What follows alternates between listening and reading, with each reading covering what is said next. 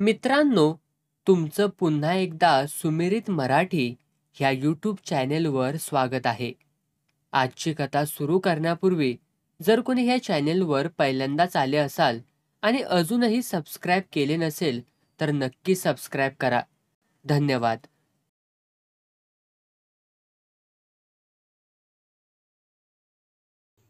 वनी विठोबाच्या लग्नाला 15वं वर्ष उलटलं आणि चमत्कार घडला. वनीला दिवस गेले. वाळलेल्या झाडाला पालवी फुटावी तसं विठोबाला वाटलं. त्याला खूप आनंद झाला. पुन्हा पुन्हा हात जोडून तो देवाचे आभार मानू लागला.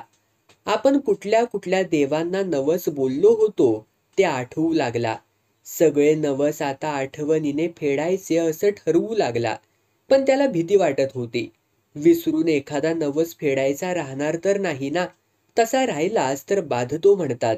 विठोबाने वनीला विचारलं. सगळे नवस दोघांनी मिळून आठवले. तरीही चुकल्या माकल्यासाठी एखादा नवस जादाच फेडायचा असं ठरलं. जसं पोट दिसू लागलं तस तशी प्रौढ वनी नवरीसारखी लाजू लागली. स्वतःशीच हसू लागली. कुठे जाता येताना पुरुष माणूस समोरून येतोय असं दिसलं की जाळीआड लपू लागली. वनी बरोबर लग्न झालेल्या बायका आता 4-4 पोरांच्या आया झाल्या होत्या. त्यांच्याकडे जाऊन वनी आपल्या मनातल्या शंका कुशंका विचारू लागली. त्या मैत्रिणी चिडवीत असत, हसत असत, तरी न रागवता वनीही त्यांच्या हसण्यामध्ये सामील होई. वनी कोण वया गो तुका? झील काय चेडू? कुणीतरी विचारायची. कोण वासन देत बाय?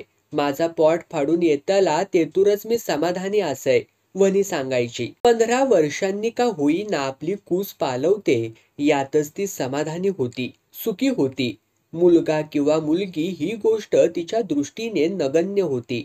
जन्म घेणारं कुणीही असलं तरी ती मात्र आईच असणार होती. कधी कधी वनी एकटीच घरात असली की दार बंद करून घ्यायची. लुगड्याची निरी खाली सरकवून पुढे आलेलं पोट न्याहाळायची. त्या टचटचीत पोटावरून हळूवार हात फिरवायची. तिला बरं वाटायचं. कमरेला लुगड्याची गाठ ती अगदी सैल मारायची. हळूहळू चालायची. स्वतःला खूप असं जपायची. बाहेरची किंवा घरातली बारीक सारीक कामं देखील विठोबाला सांगायची. होय, आता तू अवघडले असस असं म्हणून तो ती कामं खुशीनं करायचा. तिला फुलासारखी जपायचा. लग्नानंतर पहिली 4-5 वर्ष त्यांनी मोठ्या आशेने गणपतीला आणि होळीला नवस केले. पण दोनांपैकी एकही देव त्यांना पावला नाही. वनी आणि विठोबा नवस बोलून बोलून कंटाळली होती. मूल होण्याची आशाच त्यांनी सोडली होती. पण दर गणपतीला आणि होळीला वाडीतले लोक त्यांना नवस बोलण्याची आठवण करून देत असत आणि ती नको नको म्हणत असताना जबरदस्तीने नवस बोलत. पण वनीची कूस काही फळत नव्हती.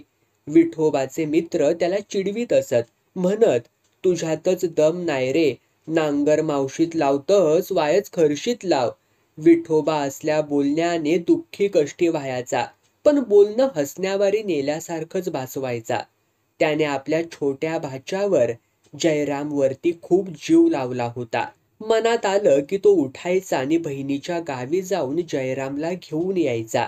4-8 दिवस जयरामच्या संगतीत दोघंही हसायची, खेळायचीत. त्याचं सगळं करण्यात दोघांची स्पर्धा लागायची. तिने नाहू घातलं तर तो पुसून काढायचा. त्याने कपडे नेसवले तर ती नीट लावायची. त्याने माम भरवला तर ती तोंड धुवायची.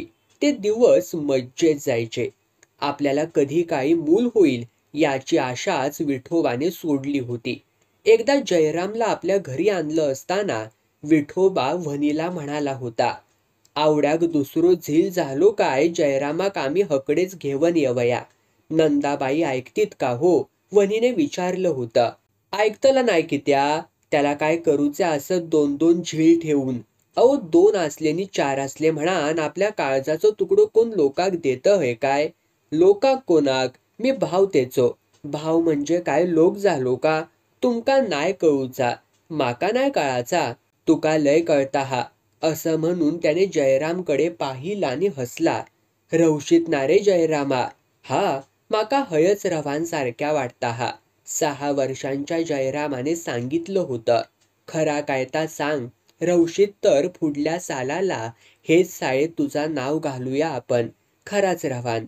भाच्याला आपली ओढ आहे या जाणीवेने विठोबा सुखावला होता. यंदा तरी आठवड्याला दुसऱ्यांदा दिवस जाऊ देत आणि मुलगा होऊ देत, असं सांगणं त्याने मनातल्या मनात देवाकडे केलं होतं. दुसरा मुलगा झाला की आवड्याकडे जयरामचा विषय काढायला तो मोकळा होणार होता. पण तसंच झालं नाही. जयराम एकुलता एकच राहिला.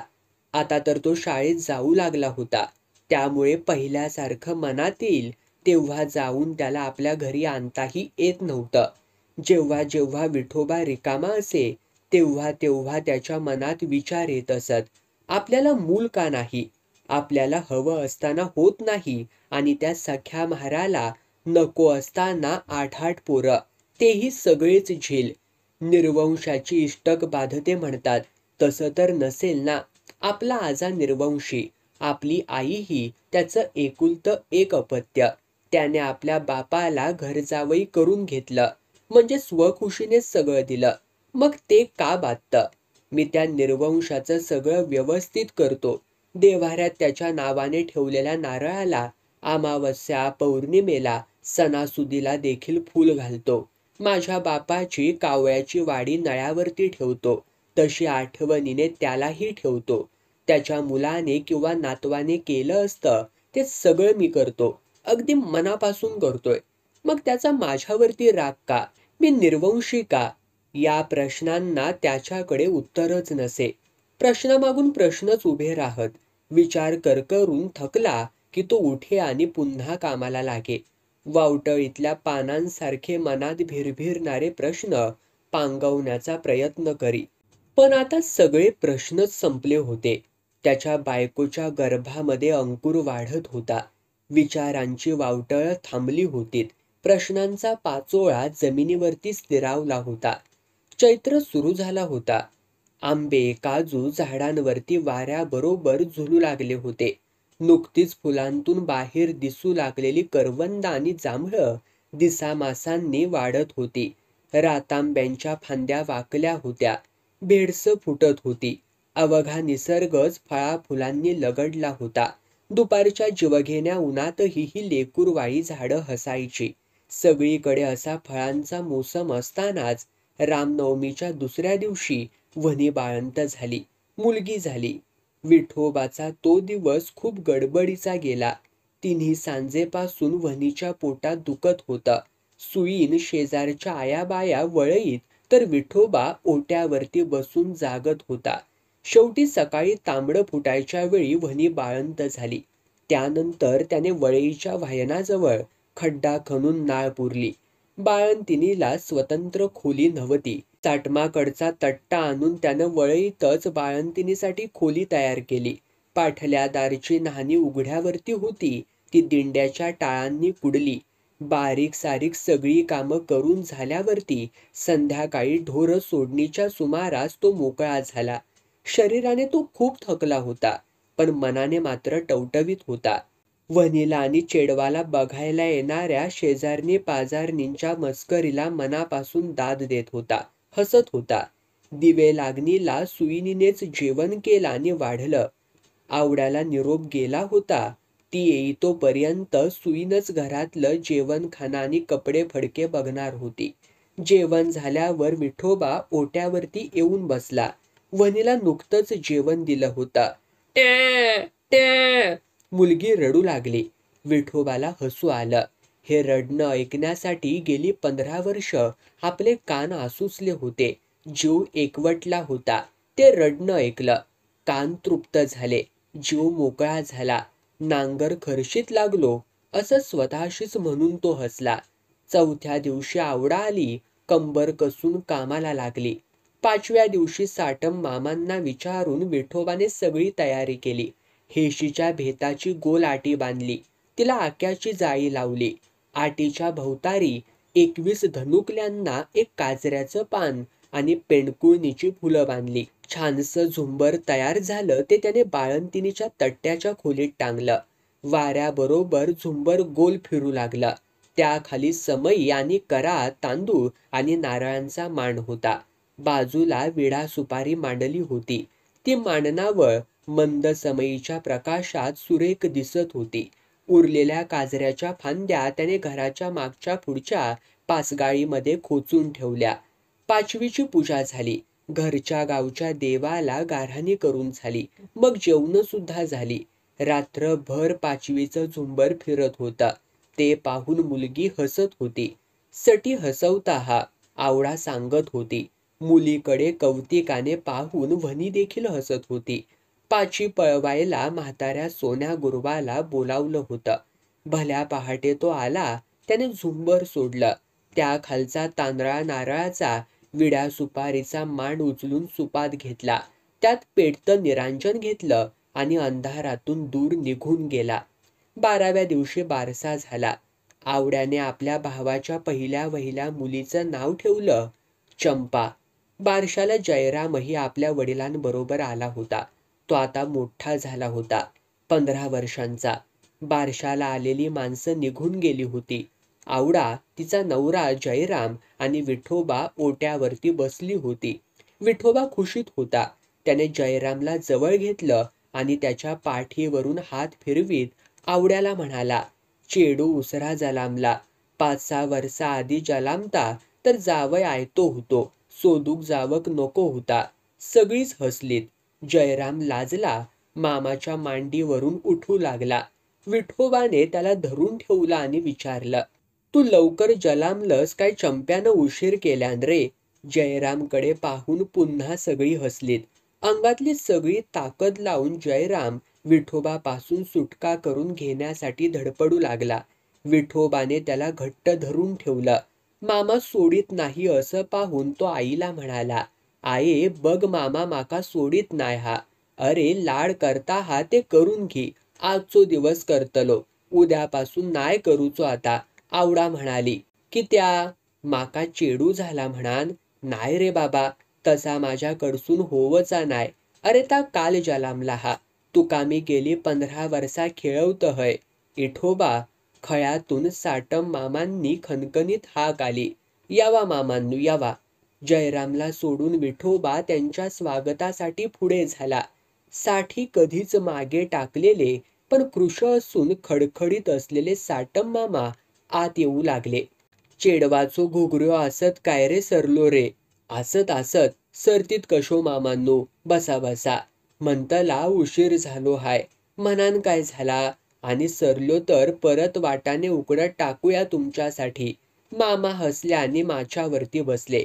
आवडा उठली. गो बस, मी तुझ्या बापाशी सारखो. उठतस की त्या? लाजतस की काय माका बघून शान? लाजत नाही हो मामांनो. लाजतलय की त्या? लहानाची मोठी झालवच तुमच्या पुढ्यात. तुमका घुगऱ्या हाणूसाठी उठतय. बरा बरा. आवड्याने द्रोणातून घुगऱ्या आणून मामांना दिल्या. त्यात खिरापतीच्या फोडीही होत्या. त्या निवडून काढल्या आणि धर्रे नातवा असं म्हणून जयरामाच्या हातावरती ठेवल्या. पुन्हा एकदा काळजीपूर्वक द्रोण पाहून चुकून एखादी खोबऱ्याची फोड राहिली नाही ना याची खात्री करून घेतली. नाव काय ठेवलास? घुगऱ्यांचा बोकना मारीत मामांनी विचारलं. चंप्या. आवडाने सांगितलं. तू ठेवलंस सा वाटता? होय, तवाच जुने चालीचा ठेवलंस. नाहीतर हाली कमळा, इमला, सुमला अशी नावा ठेवतहत. हालीची नावा म्हणा कोणाक येतहत. काय तरी म्हणण्यापेक्षा जुना नाव काय हो वायट. ह्या बाकी खरा असा तुझा. जुना असला तरी चंप्या नाव काय वायट नाही हा. घुगऱ्या खाऊन झाल्यावर मामा द्रोण माच्या खाली ठेवण्यासाठी वाकले. देवा हकडं माझ्याकडं. विठोबाने मामांकडचा द्रोण घेतला आणि खळ्याबाहेर फेकून दिला. विठोबा. मामांनी पंचाच्या टोकानं तोंड पुसत हाक मारली. काय हो मामांनो, राती काय भजन बिजन असा की काय रे? असा तर. आणखी कोणाक सुपारी दिलंहस का वाडकरांचाच? वाडकरांचाच. मगे काय करंजो काय लाडू हा? लाडू करंजो कसलो? काय गणपती हा? लाडू? मगे आमाक येवक नको? निराश होत मामा म्हणाले, की त्या? तोंडात दात असत खुळ्या लाडू फोडूक आमच्या? मी फोडून देयन. यावा तुम्ही रातच्याला. बघूया. जातय तर. बसा बसा. रे बसा काय, सांज झाली हा. पायाबुडी दिसता हा तवसर जाग्यावरती गेलेलो बरा. नातीच्या साखरपुड्याचा नक्की केलास? तुका ठावक नाय? नाय काय ता? तुका खैसून ठावक असतला रे.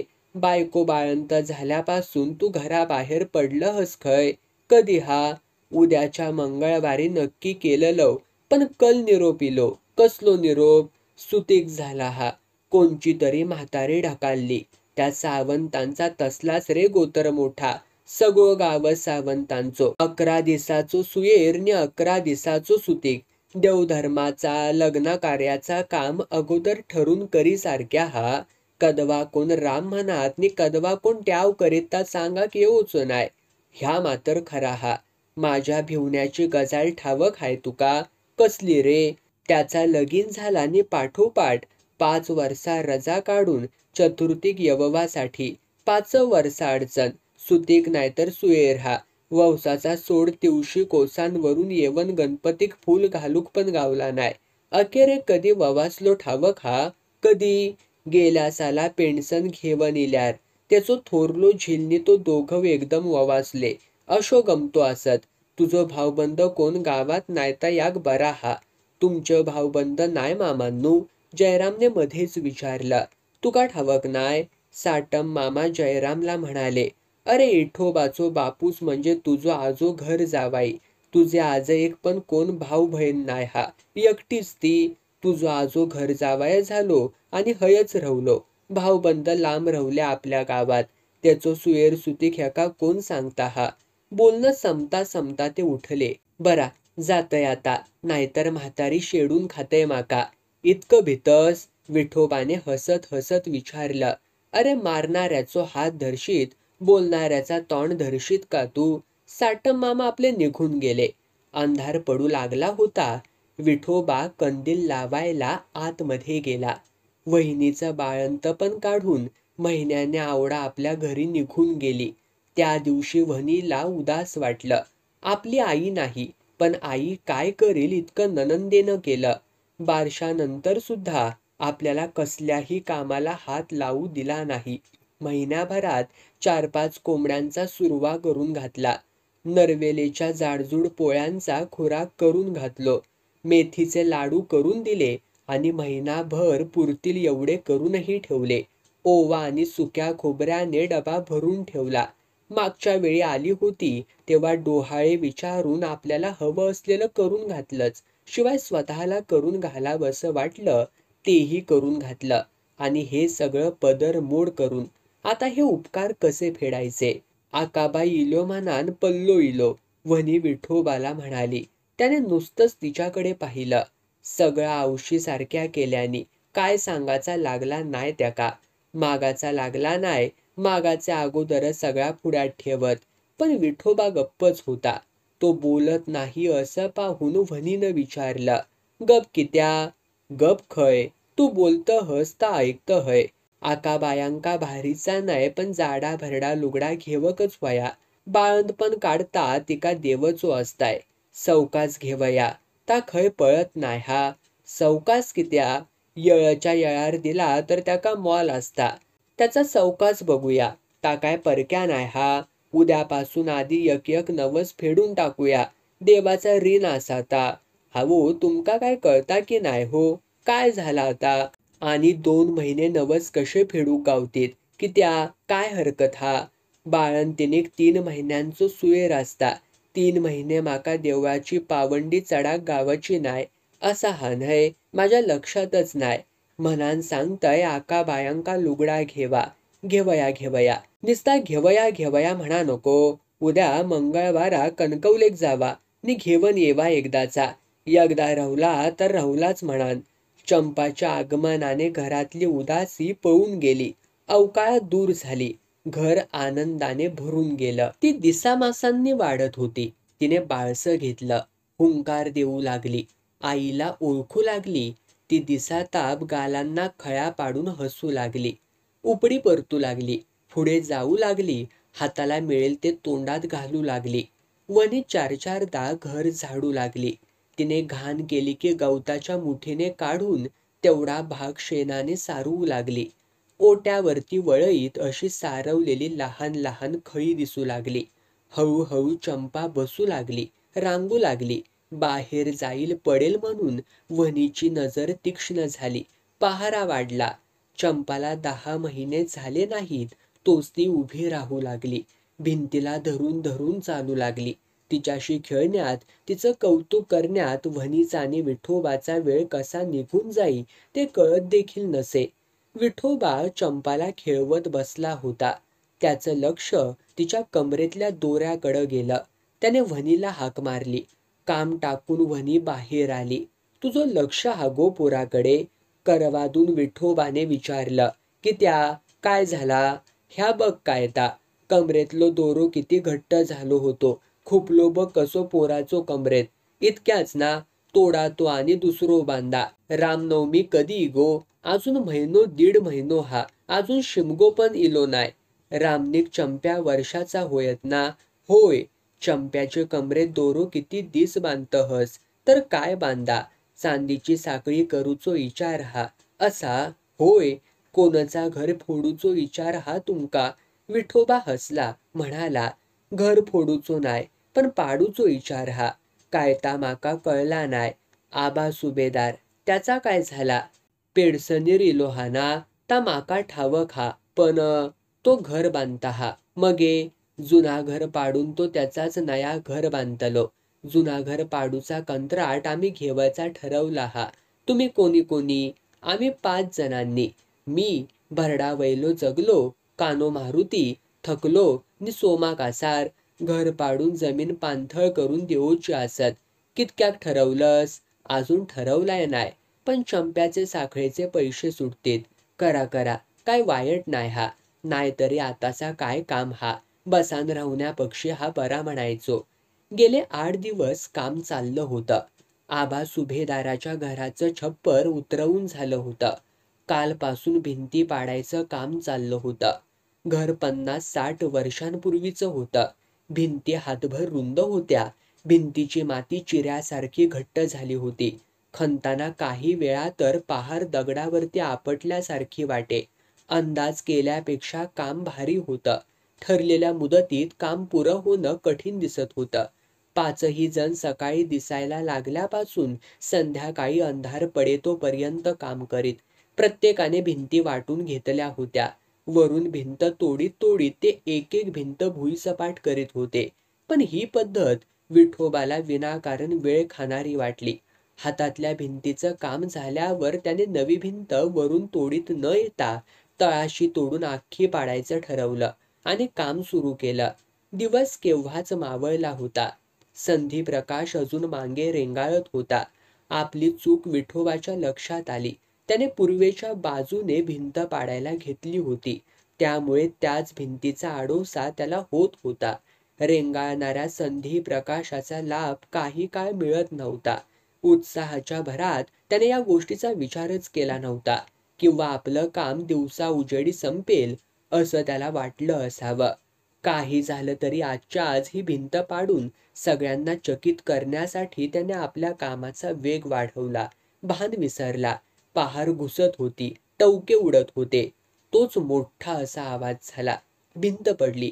त्यातच किंकाळी ऐकू आल्यासारखी वाटली आणि विरली, हवेत विरली. हातातल्या पहारी टाकून सगळेच जण भिंतीजवळ आले. त्या प्रचंड भिंती खालून रक्ताचा पाट वाहत बाहेर पडला. भिंतीखाली सापडून विठोबा ठार झाला होता. आरडाओरडा झाला. आजूबाजूच्या घरातले लोक धावत आले. वाडीतले लोक आले. बातमी वाऱ्यासारखी पसरली आणि थोड्याच वेळात अख्खा गाव तिथं जमा झाला. लोकांनी गॅसबत्त्या आणल्या. त्यांच्या उजेडात भिंत फोडली गेली. त्या खाली विठोबाचं चेंदामेंदा झालेलं शरीर ओळखताही येत नव्हतं. कारीट फुटून बिया बाहेर पडाव्या तसं डोकं फुटून मेंदू बाहेर पडला होता. दृश्य अगदी भयानक, छिन्न विछिन्न दिसत होतं. वणीवरती आकाश कोसळलं. बातमी ऐकूनच ती मूर्छित झाली.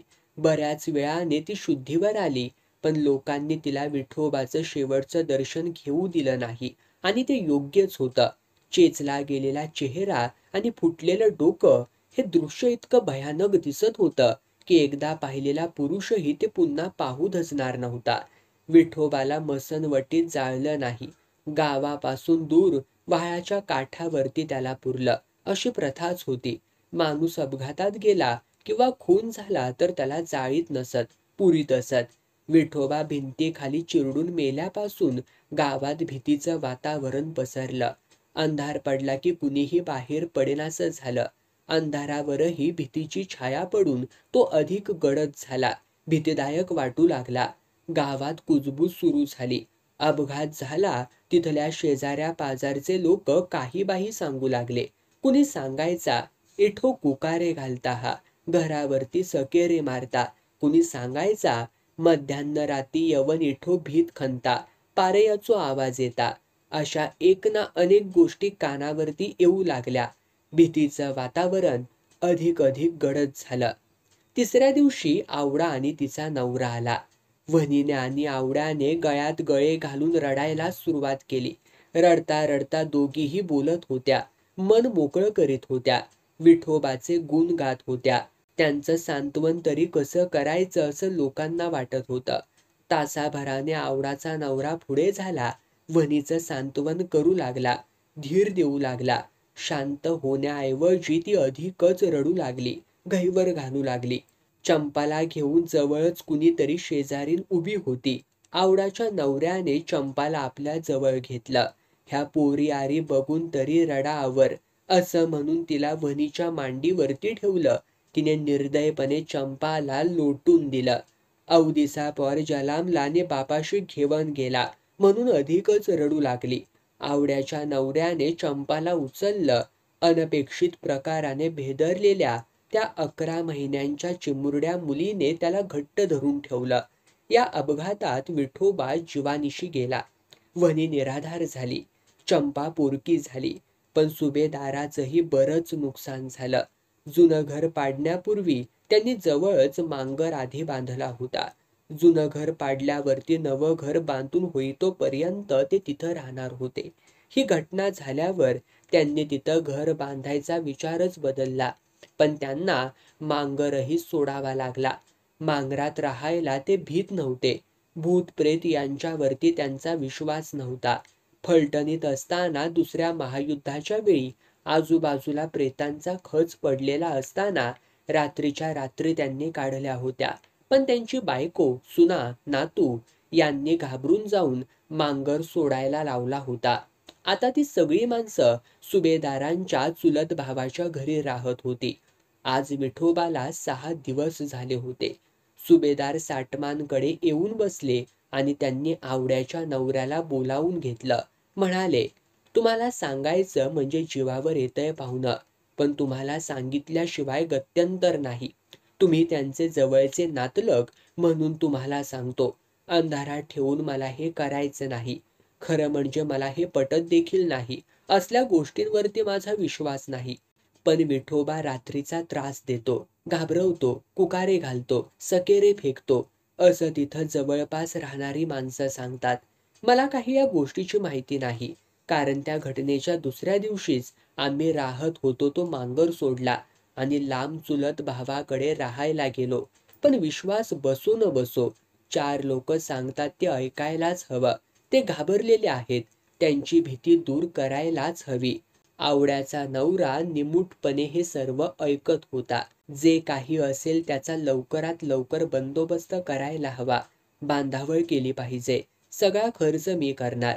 तुम्ही फक्त बांधावळीचं कार्य पार पडेतोपर्यंत माझ्याबरोबर राहायचं.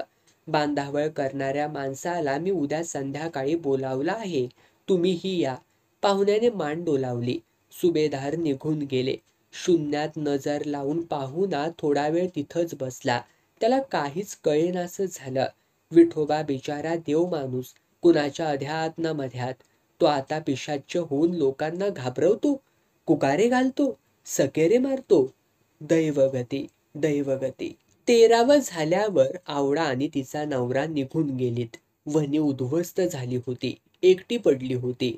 चंपा अनाथ झाली होती. तिच्या आईच्या मते तीच या साऱ्या विनाशाला जबाबदार होती. अवलक्षणी होती, कुलघातकी होती, पांढऱ्या पायाची होती. इठ्याचा चेडू वाईट पायगुणाचा, वरीस होवचे आधी बापाशिक निल्यानी हा. लोकही बोलत होती, हेच बोलत होती. कालपर्यंत वनीला आवडती असलेली चंपा आज नावडती झाली. चंपाला वर्ष व्हायच्या आत बाप मेला म्हणून अपशकुनी ठरली, अवदसा ठरली. पण चंपा निष्पाप होती, निरागस होती. जसजसं तिला कळू लागलं तस तसा ती हट्ट करू लागली. हवं नको ते आईला सांगू लागली, मागू लागली. नाही मिळालं तर रडू लागली, मार खाऊ लागली, शिव्या खाऊ लागली.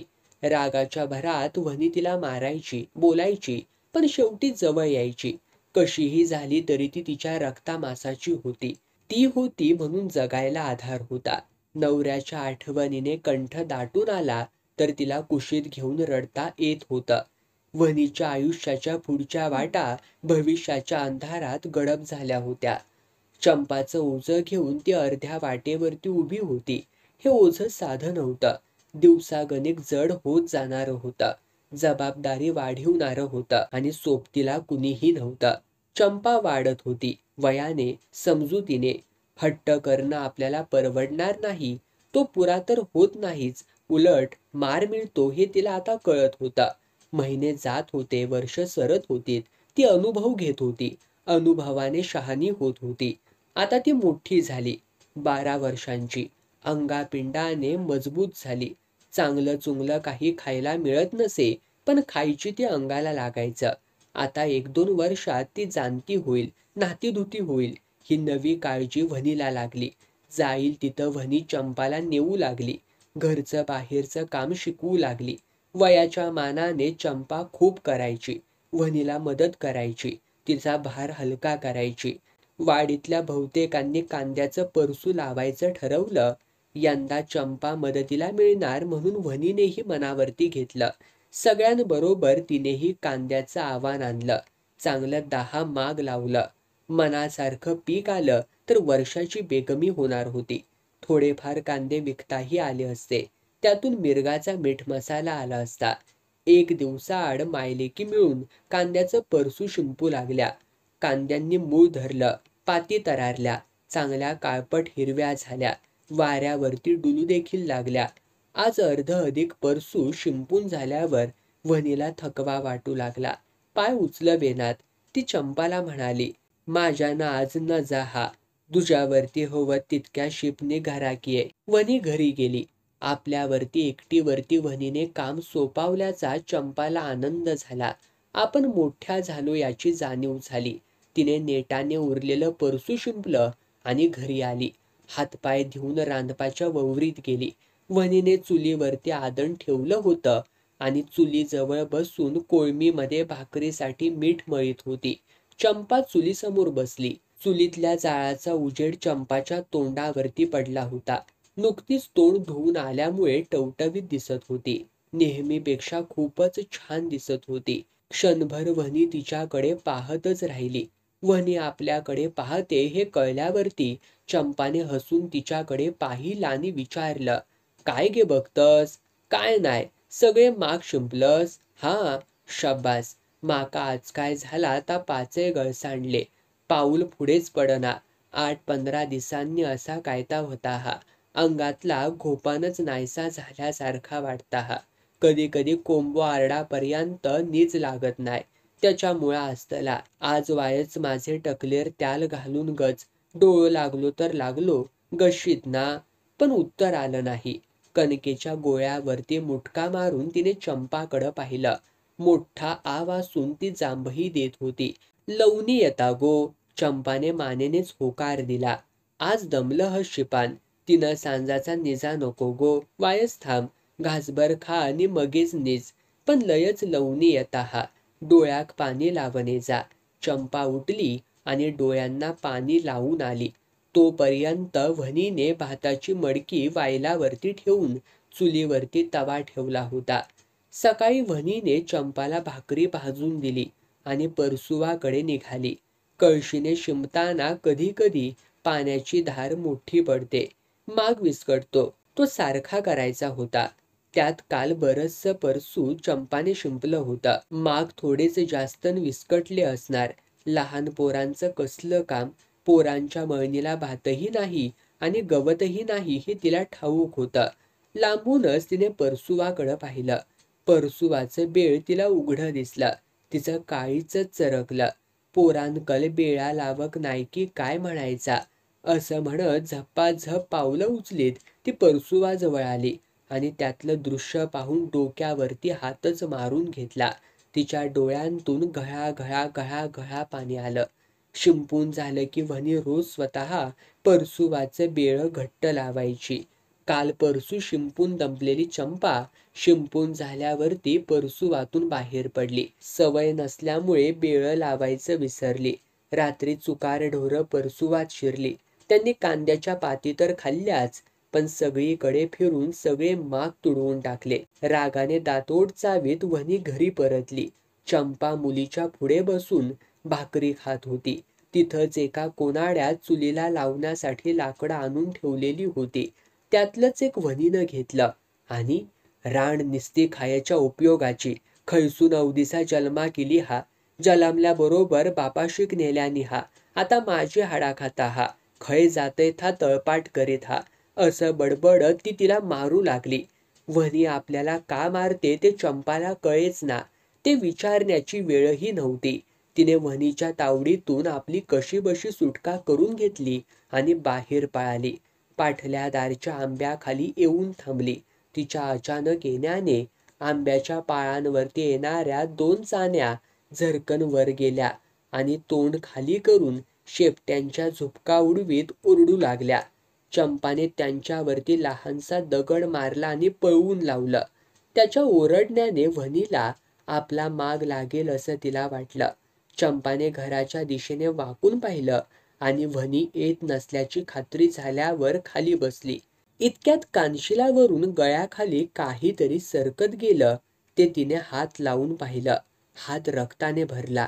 वनीने लाकूड मारलं होतं. तिथं तिने डोकं चाचपून पाहिलं. तिथूनच रक्त येत होतं. ती घाबरली नाही, ओरडली नाही.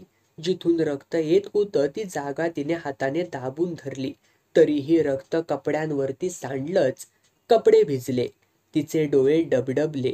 आवाज बाहेर फुटू न देता ती रडू लागली. आपल्याला आजी हवी होती असं तिला वाटलं.